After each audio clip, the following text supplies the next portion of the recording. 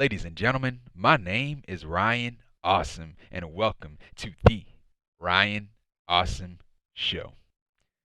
Now, before we get into the show, first off, man, if you haven't done this already, man, what are you waiting for, man? Hit the thumbs up. Hit the thumbs up, and if you're new here, hit that subscribe button. And right next to that subscribe button, there's a bell. Make sure you click on that bell so you're the first ones to know when my next video will come out because I'm here each and every single week. So make sure you hit the thumbs up if you haven't already. Hit the thumbs up. And if you're new here, hit the subscribe button. And then next to that subscribe button, there's a bell. You click on that bell. And when you click on that bell, you'll be the first ones to know when my next video is uploaded. And one last thing, don't forget to be awesome. So yeah, don't forget to be awesome. And yeah, man, sit back, chillax, grab something to eat, grab something to drink because you're watching the Ryan Awesome Show. And once again, ladies and gentlemen, welcome to the Ryan Awesome Show.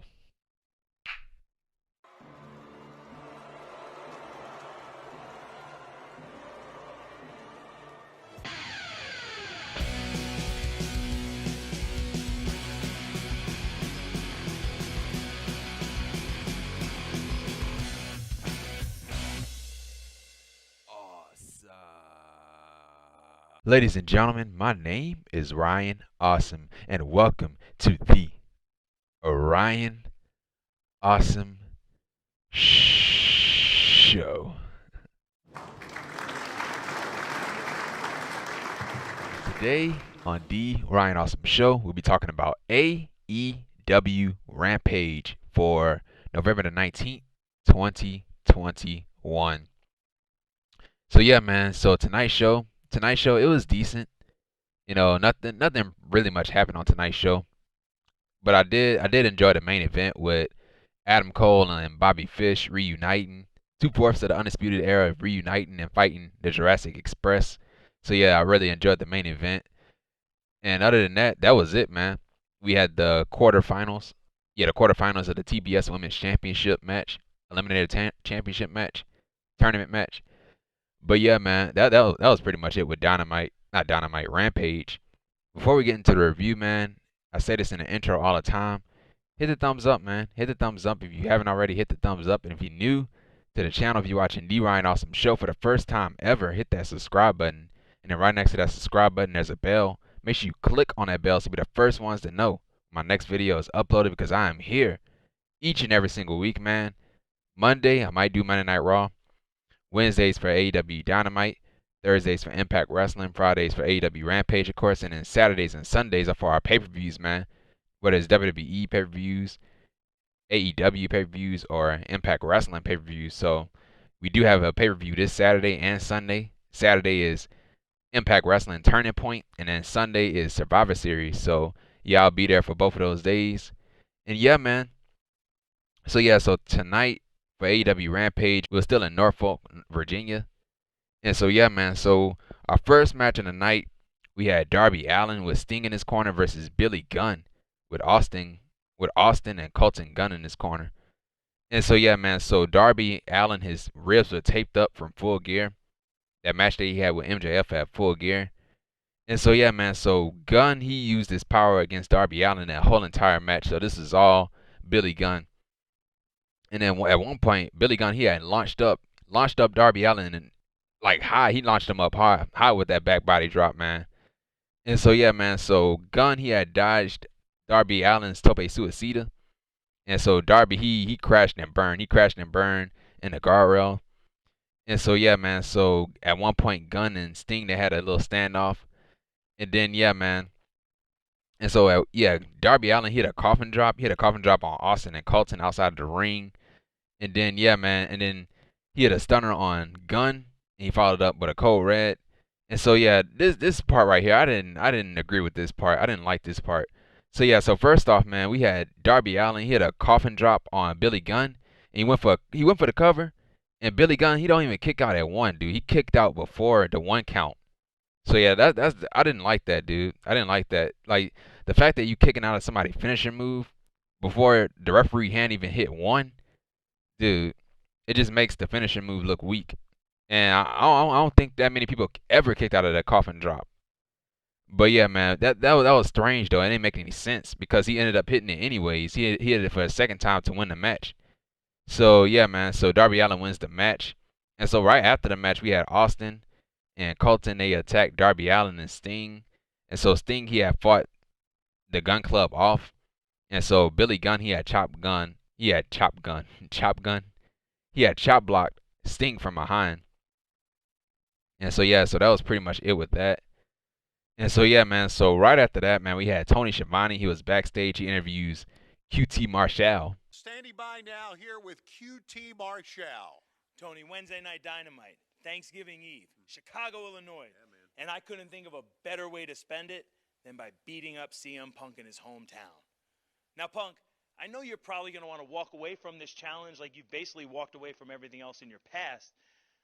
But why don't you do yourself a favor? In fact, why don't you do all of Chicago a favor and come to Dynamite and fight me like the man you have these Windy City morons actually believing you really are?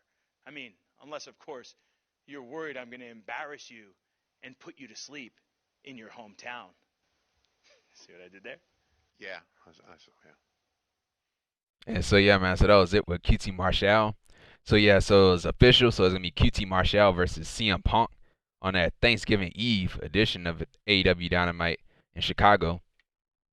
And so yeah, man. So that was it with that.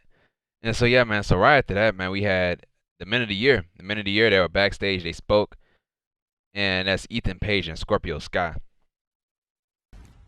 Well, congratulations, Chris, the Inner Circle. All the fans at AEW can celebrate. Good job. You got one victory over us. But don't get too excited and make it up in your mind that this is over, because believe this like your mama said it. We're far from finished with you. And is this really something you want to be proud of, guys? Getting a pinfall victory over a man who never even wanted to be in the match in the first place? You know I am proud of, though? Dan Lambert. Facts. For surviving, thriving, and never giving up in that Minneapolis street fight. Hero. When I say never giving up, I mean it. Because this is not the last you've seen of American Top Team. No, man. No, this does not sound good, man. So another rematch with the Inner Circle and American Top Team. Like, dude, what else are they gonna do?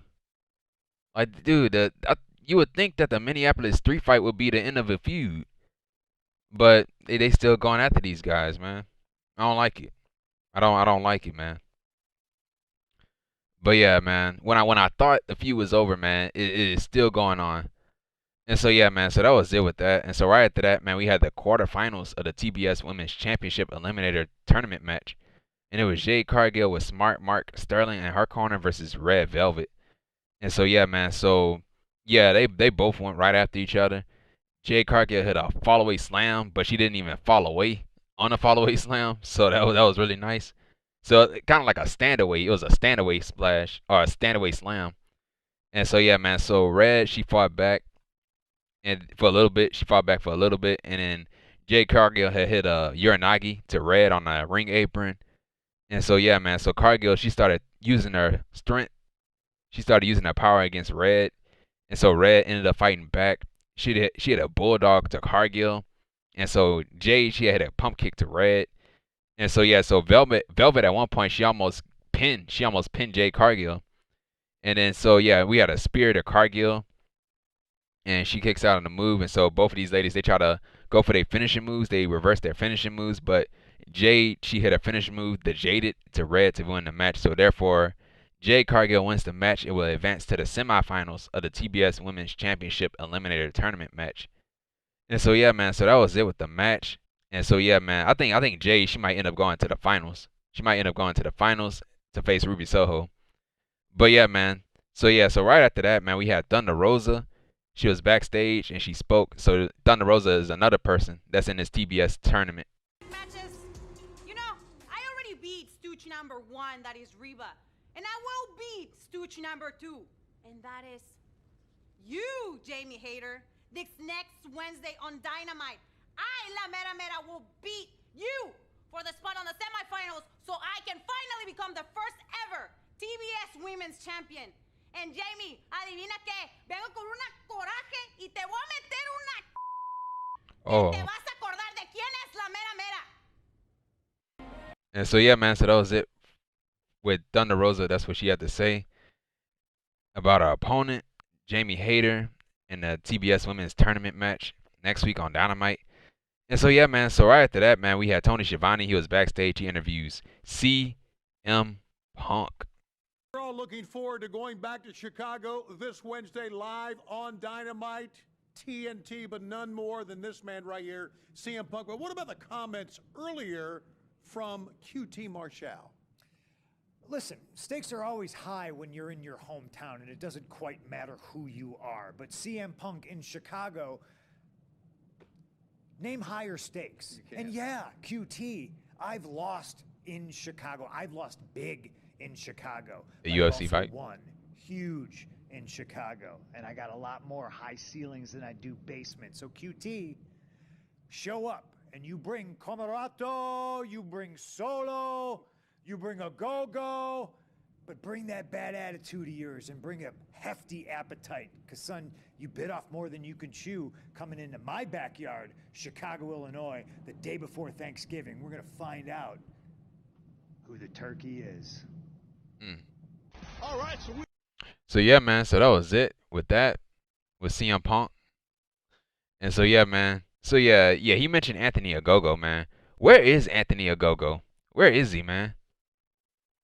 Where is Anthony Ogogo? But yeah, man, that was it with that, man.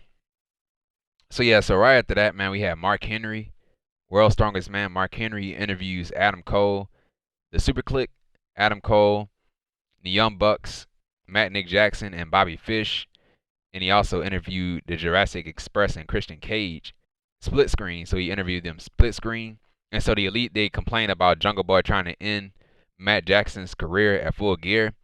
And so Cole and Fish, they said that they're going to put an end to Jungle Boy and Luchasaurus' charade. And so, yeah, man. And so Cage, he had said that tonight, you know, he's going to bring his friend with him. And his friend was that steel chair. And so, yeah, man. So that was it with that.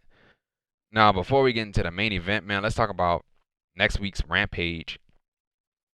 So, yeah. So, Dynamite. Yeah, let's talk about Dynamite and then Rampage. So, on Dynamite, we have Bryan Danielson versus Colt Cabana of the Dark Order. And then we have an 8-man tag team match on Dynamite, the Thanksgiving Eve edition. It's going to be Pentagon and Rey Fenix, who are the AEW World Tag Team Champions. And Pac and Cody Rhodes versus FTR. That's Dax Harwood and Cash Wheeler, who are the Triple A Tag Team Champions. And then Malachi Black and Andrade El Idolo in an 8-man tag team match. And also we have for next week's Rampage is going to be Black Friday. So Black Friday, AEW Rampage Black Friday is going to be Daniel Garcia versus Eddie Kingston. So yeah, on that Friday, that Black Friday. And so yeah, man, so that's pretty much it. Oh yeah, and also we have Winter is Coming. So Winter is Coming is going to be Wednesday, December the 15th. So it's going to be a Dynamite theme show called Winter is Coming in Garland, Texas. So yeah, we had a lot that happened on Winter is Coming last year with Sting making his debut, his AEW debut, and Jon Moxley, Kenny Omega rather, winning the AEW World Championship from Jon Moxley, turning heel in the process. And so yeah, so that was pretty much it with that.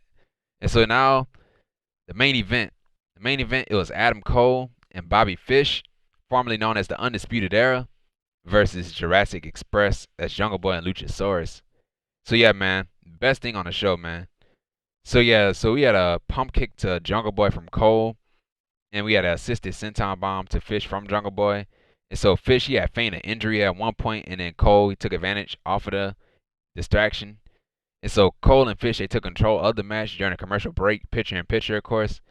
And then we had a hot tag to Luchasaurus. He took out the UE, the Undisputed Era. And then Jungle Boy, he had an assisted cutter to Cole. And then Bobby Fish, man, he had a tope con hero to Luchasaurus. So that was scary, man. That was a scary spot because he almost landed awkwardly, man. And so yeah, so Cole had super kicked Jungle Boy. And so at that point, both of these teams were going back and forth. We had an overhead suplexed the fish in a corner from Jungle Boy. And so the Young Bucks, who were in the back, they snuck out to the ring. And so, yeah, so Christian Cage, he came out running. He ran out to the ring with a chair. And so he was chasing the Bucks around like a cartoon character. It reminded me of a cartoon show. Like when the cartoon characters get chased around. Yeah, Scooby-Doo. I think it was, yeah, Scooby-Doo. I don't know. But yeah, Christian Cage, he was chasing them off with a chair. And so he chased them away. And so, yeah, so Cole, he had left the match. He had left his partner in the ring. And so, yeah, man, so to end the match, we had Jungle Boy, he had locked in a snare trap submission move to Bobby Fish to win the match. So Bobby Fish had tapped out. So therefore, the Jurassic Express wins the match. And so, yeah, man, so that was it, man. That was it with Rampage.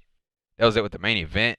And that was it with Rampage, man. Decent show. Decent show. You know, not much happened on the show, but I did enjoy the main event. And yeah, that was pretty much it, man. That was pretty much it. Now, yeah, in the Impact Wrestling review, I said I was going to talk about the Survivor Series predictions, and I'm going to talk about the WWE releases. So I'm going to talk about the Survivor Series predictions. I'm about to give my predictions for Survivor Series. So yeah, man. So the Survivor Series predictions, and Survivor Series, of course, is this Sunday. So yeah, man. So Survivor Series, let's see what we have. So yeah, so we have the 5-on-5 elimination match with the women. It's going to be Team Raw. Team Raw, that's Bianca Belair, Liv Morgan, Rhea Ripley, who's one half of the Women's Tag Team Champions, Carmella, and Queen Zelina Vega, versus Team SmackDown. So Team SmackDown, we have Sasha Banks, the team captain, Shayna Baszler, Natalya, Shotzi Blackheart, and Toni Storm. So Toni Storm, we found out on SmackDown that she was added to the match, that Sonya Deville had added her to the match. So yeah, so Toni Storm was revealed on SmackDown tonight. I'm going with Team SmackDown. I'm going with Team SmackDown because their team looks better. They have better competitors on the SmackDown team. So I'm going with Team SmackDown to win the match for the women. And also we have Raw versus SmackDown. We have the United States champion versus champion, United States champion versus the Intercontinental champion. So yeah, so for Monday Night Raw, the United States champion Damian Priest versus is representing SmackDown. He is the Intercontinental champion Shinsuke Nakamura with Rick Boogs in his corner. Yeah, I might have to go with Shinsuke Nakamura or Damian Priest. Might have to go with Damian Priest. I'm going with Damian Priest to win that match. And also we have the Raw Women's Champion versus the SmackDown Women's Champion. So yeah, man, this match right here, man. I don't know. This is a disaster waiting to happen, man. A disaster waiting to happen. This match is. Who is gonna go over in this match? Like, who really is? Like, they don't like each other, man. They don't like each other. Charlotte Flair, we all know she don't like putting people over. And yeah, man. So yeah, I might have to go with. I'm going with Becky Lynch. I want Becky Lynch to win. I want her to win. Becky Lynch is gonna win. So the Raw Women's Champion is gonna beat Charlotte. But yeah, I see them going the other way around. But yeah, man, Becky Lynch, she's gonna win. And also, we have the Raw Tag Team Champions versus the SmackDown Tag Team Champions. So the Raw Tag Team Champions, we have RK Bro, that's Matt Riddle and Randy Orton, representing Monday Night Raw. And representing SmackDown, we have the SmackDown Tag Team Champions, Jimmy and Jay Uso. So yeah, I'm going with the Usos. I'm going with the Usos to win the match because they got embarrassed on Raw by RK Bro and, you know, Big E. So yeah, so I'm going with the Usos to win the match. That Survivor Series match. And plus, Matt Riddle and Randy Orton, they're not even a real team, man. Not even a real team. And also, we have the men's. We have the men's 5-on-5 elimination match. And it's going to be Team Raw. We have Finn Balor, Seth Rollins, the team captain Seth Rollins, Finn Balor, Kevin Owens, the almighty Bobby Lashley, and Austin Theory. So Austin Theory, he was added on Monday Night Raw. And so yeah, so Rey Mysterio, he got kicked out of the team, and Adam Pearce had replaced Rey Mysterio with Austin Theory versus Team SmackDown. So versus Team SmackDown, we have Drew McIntyre, King Xavier Woods, Baron Corbin, Jeff Hardy, and Sheamus. So Sheamus had earned his opportunity tonight on SmackDown in a Fatal 4-Way match. So yeah, he won a Fatal 4-Way match tonight on SmackDown, and he got added to Team SmackDown. So yeah, man. I'm gonna go with Team. I'm going with Team Raw on this one. I'm going with Team Raw on this one for the men. And so yeah, man. And also we have the main event. We have the main event, and it's gonna be the world champions, world champion versus world champion. So we have WWE champion representing Raw, Big E, versus representing SmackDown, the Universal Champion, the Tribal Chief, Roman Reigns. So yeah, I'm going with Roman Reigns, man. Roman Reigns all the way, man. Roman Reigns all the way. They would be idiots to have this dude lose. So yeah, Roman Reigns is gonna win. And so yeah, man. So those are my predictions for Survivor Series. Now yeah, man. So yeah, now let's talk about these releases, man. So let's talk about these releases. So yeah, first off, man, we have Tegan Knox, Jackson Riker, Shane Thorne, Drake Maverick, Hit Row. So that's Isaiah Swerve Scott, Ashante D. Adonis, and Top Dollar, and John Morrison. So that's the shocking one. John Morrison. Yeah, Tegan Knox. Like, Tegan Knox is a person that could not catch a break, man. She was always injured. Like, she kept getting injured and coming back, kept getting injured and then kept coming back. Like, she got hurt in the Mae Young Classic, and then she came back on NXT, got hurt again, and then came back again. And then they brought her up to the main roster with Shotzi Blackheart as a tag team. She's not even a tag team wrestler. And then they had her on SmackDown. They won their matches. They beat the champions, the tag team champions. And they never got in a tag team title match. Never got in a tag team title match. And then they split them up. They split them up. They took Tegan Knox off of TV. And we never even seen her since. Never even seen her since. And so, yeah, man. So yeah, Tegan Knox didn't accomplish anything in that company. Nothing. But yeah, man. The only time she ever shined was in NXT. She was in War Games. She was in War Games. Yeah, she was in War Games, and that was pretty much it. You know, Jackson Riker really much didn't accomplish anything in WWE. So yeah, Jackson Riker was a member of the Forgotten Sons. And yeah, man, they brought him up to the main roster. And, you know, they took him off of TV because of some stuff that he said on Twitter. And so, yeah, man, so he got called out for it. So he was off of TV. And, yeah, man, he did his thing with Elias. I don't know why they paired him up with Elias, of all people, man. And so, yeah, and so they split him up from Elias. And, yeah. And he done nothing. Done exactly absolutely nothing. But, yeah, so they released Jackson Riker. Shane Thorne, he was an NXT tag team wrestler in TM61. They got rid of his partner, fired his partner. They put him in a singles role, brought him up to the main roster as part of Retribution. They brought him up in Retribution. They put him in a mask, a Slipknot mask. And so, yeah, man, Retribution was a failure, man. The worst factions in professional wrestling history was Retribution. So, yeah, so never even saw him again, dude. They quietly removed him to SmackDown. They moved him to SmackDown, and so we never even saw him compete on SmackDown. And so he got released. Drake Maverick, a guy that got he got released the first time. He got released that first time that they made that budget cuts, quote unquote budget cuts, man.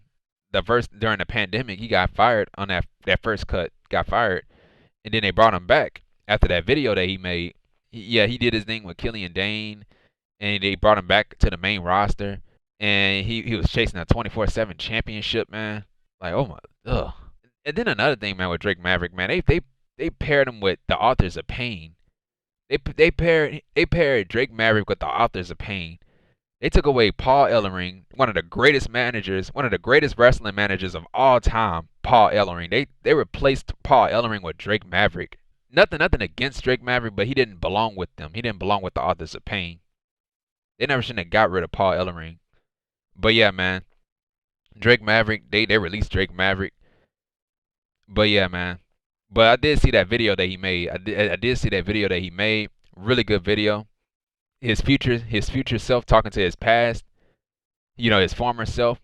The video that he made of himself crying. He was talking to the crying Drake Maverick. You know, trying to encourage him to get up.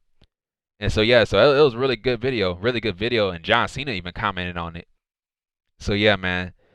And yeah, which brings me to Hit Row, Isaiah Swerve Scott, Ashante the Adonis, and Top Dollar, I knew for a second, man, they were doomed. They were doomed to fail.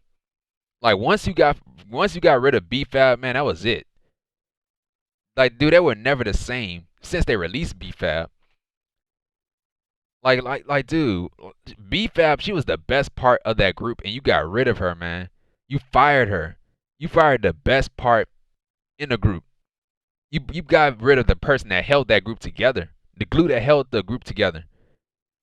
You got rid of her, and once B-Fab was out, Hit Row was done, man. They were done. My thing is they never shouldn't have called them up to the main roster. They should have stayed in NXT. They should have stayed in NXT. They fit that NXT 2.0. They like the NXT 2.0. They were trying to get the younger audience, the young hip audience, whatever that, I don't know, whatever they quoted, young and hip. They try to get that audience, and so Hit Row they fit that audience. They fit that demo. And you call them up to the main roster with no plans for them. If there was one group I would have had called up to the main roster instead of Hit Row, it would have been Legado del Fantasma. I would have had them called up to the main roster. But yeah, man. But yeah, you got rid of B-Fab, man. You got rid of B-Fab. And it was just Top Dollar, Isaiah Swerve Scott, and Ashante the Adonis. And then another thing, dude, you took away her part in that song. Like, she sung the song. She sung the Hit Row song. Like, the intro part of the song. And all her parts of the song, you just got rid of it. You got rid of it. And the song sounded terrible. Like, once you took her part out of the song sounded terrible, man. Like, it really did. And so once they got rid of her, man, I was like, man, they are screwed, man. Hit Row, they are screwed. They are not going to survive. They are not going to survive. And so that's why they got fired. That's why they got fired. Which leads me to my final person. The final person that got released is John Morrison. The person that shocked me the most, man, John Morrison. They got rid of John Morrison, man. John Morrison could have easily went after that Intercontinental title, or the WWE Championship, or the US Championship, or even the Universal Championship. You could have sent him after those titles, man. You could have used him. John Morrison is one of the best wrestlers on that roster, and you don't have no plans for him. You ain't had nothing for him to do. You just let him tag team with the Miz, and you call him Johnny Drip, Johnny Dripstick. You had him carry a water soaker. Like, dude, man, they don't know how to book people, man. They have the best talent on that roster, and they don't even know how to use them. They really don't know how to use these people. That's the thing with NXT, man. Like, why do you call these people up, man? If you don't have no plans for them, why do you call them up? I don't know, man. I really don't know. Freaking ridiculous, man. But yeah, more releases, dude. Tegan Knox, Jackson Ryker, Shane Thorne, Drake Maverick, Hit Row, and John Morrison. And then the thing is, they fired John Morrison's wife. While he was on tour, while he was on that UK tour, they fired Taya Valkyrie, or Frankie Monet. They fired her. And so now John Morrison is out. So John Morrison, yeah, I think he's either going to Impact or he's going to AEW. Well, I don't know, probably not Impact. He's done a lot in Impact. He's accomplished a lot in Impact, so I think he should probably go to AEW. Now, not everybody can go to AEW, but John Morrison, he's a guy that can. He will go to AEW. I will sign him. I will sign John Morrison. Drake Maverick, I can see him back in Impact. Or I can see him in EC3's Control Your Narrative. Or yeah, I think that's the name of it. Control Your Narrative. That's the name of his stuff. Well, yeah, he's gonna be with EC3. He's gonna be with EC3. Drake Maverick he's gonna be with EC3. John Morrison, I can see him in AEW. Shane Thorne, I could probably see him in Impact or New Japan. Yeah, New Japan. New Japan would probably be the best fit for him. I think his tag team partner, Nick Miller, is in New Japan. If I'm not mistaken, I think he is in New Japan. His former tag team partner. So I can see him in New Japan. Jackson Ryker, I could probably see him back in Impact because he made a name. He made a name for himself in Impact as Gunner. So I can see him back in Impact. And Tegan Knox, she can go to AEW. She could probably go to AEW or Impact. I think she'll probably fit better.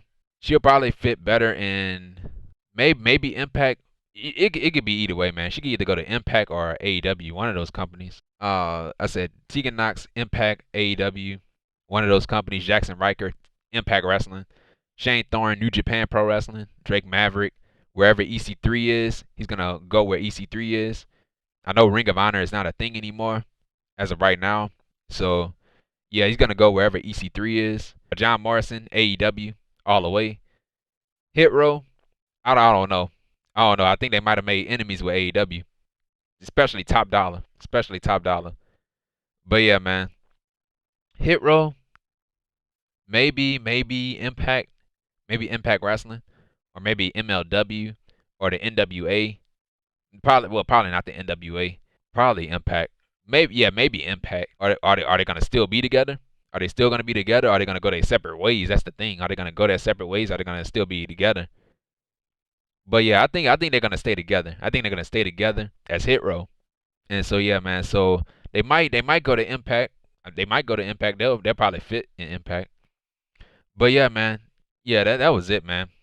That was it with that. With the releases, man. My thoughts and my predictions on where they're gonna go. Like, dude, we just had a release, man. We just had like a release. You released people the last time, and then their same response, their same reasoning on why they released these people were budget cuts. That's the same excuse that they gave the last time.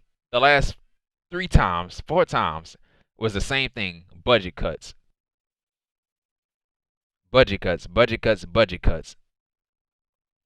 Man, that is a load of crap, man. That is BS, dude. But yeah, man, that's it, man. That's all I gotta say about it, man. The releases. It's a shame. It's a shame, dude, that these people don't know how to use talent. WWE don't know how to use their talent. They found no value in their talent. And they just released them. They released them. They don't have no plans for them. Why you sign them to your company if you don't have no plans for them? But yeah, man.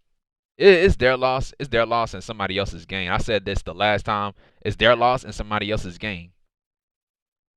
You know, they're going to be fine. They're going to be fine. They're going to find a place. They're going to find a company that will treat them with respect, that will value them, that will allow them to go out and do whatever they want to do. You know, they will go to a place that won't restrict them. You know, they're going to find a better place. They're going to find a better place. And most of all, they're going to be free. They're free. They free from that prison called WWE. But yeah, man. Yeah, that was it, man.